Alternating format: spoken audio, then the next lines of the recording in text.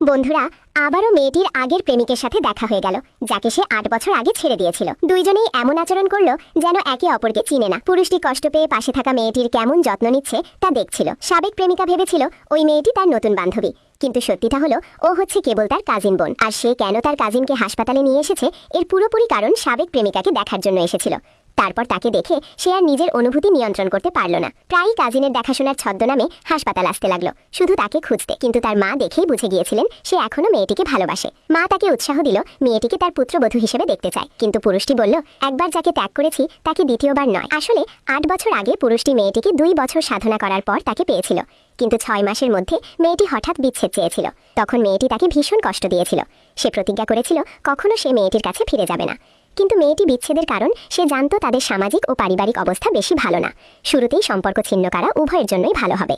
৮ বছর পর দেখা গেল বড় বড় কোম্পানি পরিচালনা করছে। ব্যবসায় নতুন উজ্জ্বল তারকা হয়ে উঠেছে এই ছেলেটি।